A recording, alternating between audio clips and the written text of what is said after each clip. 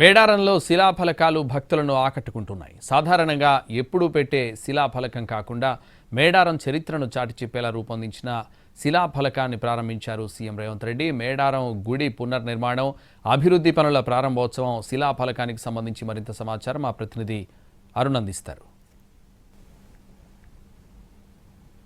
మేడారంలో జరిగినటువంటి అభివృద్ధి పనుల్లో ప్రతిదీ ప్రత్యేకత కనిపిస్తుంది. ప్రస్తుతం మనం చూస్తున్నటువంటి అభివృద్ధి పనుల్లో భాగంగా ఈరోజు ముఖ్యమంత్రి సీఎం రేవంత్ రెడ్డి అభివృద్ధి కార్యక్రమాలు చేసినటువంటి నేపథ్యంలో వాటి ప్రారంభోత్సవ కార్యక్రమానికి సంబంధించినటువంటి ఇక్కడ ఉన్నటువంటి శిలాఫలకాన్ని మనం ఒకసారి పరిశీలించగలిగితే చాలా ప్రత్యేకత ఉన్నాయి. నిజానికి ప్రతి చోట శిలాఫలకాలన్నీ కూడా ఫ్రేమ్డ్గా ఉంటుంది. అందులో చేస్తున్నటువంటి శిలాఫలకాలకు సంబంధించినటువంటి తీరు జస్ట్ ఒక ప్లేట్ ఏర్పాటు చేస్తారు, ఆ తర్వాత దాన్ని ఇనాగ్రేట్ చేసి వెళ్ళిపోతారు. కానీ మేడారంలో ఆదివాసీలకు వాళ్ళ జీవన విధానాన్ని ఉట్టిపడేలాగా, వాళ్లకు ప్రకృతితో ఉన్నటువంటి మమేకాన్ని చాటి చెప్పేలాగా ఈ శిలాఫలకాన్ని రూపొందించాలని సీఎం నిర్ణయం తీసుకున్నారు. అందుకు అనుగుణంగానే దానికి తగ్గట్టుగానే ఏర్పాటు చేసినటువంటి శిలాఫలకాన్ని చూడవచ్చు. రాయిని డిజైన్ చేయకుండా ఎలా ఉందో దాన్ని అలాగే రొటీన్గా తీసేసి దాన్ని శిలాఫలకంలో దీన్ని ప్రారంభోత్సవం చేసేటువంటి తీరును చాటి చెప్పడం జరిగింది. ఆ పక్కనే ఆదివాసీ గిరిజన మహిళలు ఉన్నటువంటి వాళ్ళ రూపురేఖల్ని ఉండేలాగా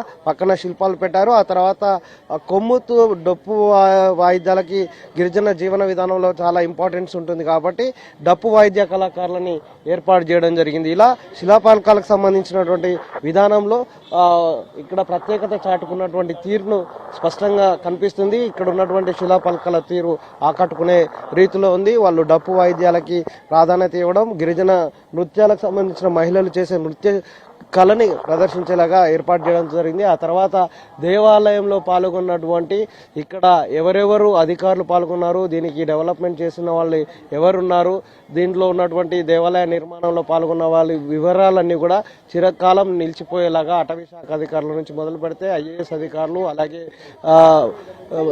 దేవాదాయ శాఖకు సంబంధించినటువంటి ముఖ్య కార్యదర్శి నుంచి మొదలు పెడితే కింది వరకు ఇక్కడ ఈవో ఎవరైతే ఉన్నారో వాళ్ళ పేర్లన్నీ కూడా వచ్చేలాగా వాళ్ళ ఇక్కడ గ్రానైట్ శిల్పాలతో గ్రానైట్ రాయిట్ మీద చెక్కి వాటిని చిరకాలం ఉండేలాగా ఏర్పాటు చేసినటువంటి పరిస్థితి కనిపిస్తుంది. ఇక శిలాఫలకాలకి ప్రత్యేకత ఇలా ఉండడమే కాకుండా గుడి చరిత్రను చాటి చెప్పడం, తర్వాత ఆదివాసీల జీవన విధానాన్ని చాటి చెప్పేలాగా మేడారంలో ప్రారంభోత్సవం చేసినటువంటి శిలాఫలకాలు కొట్టొచ్చినట్టు కనిపిస్తున్నాయి. కెమెరామెన్ వాజిద్ తరుణ్ కుమార్.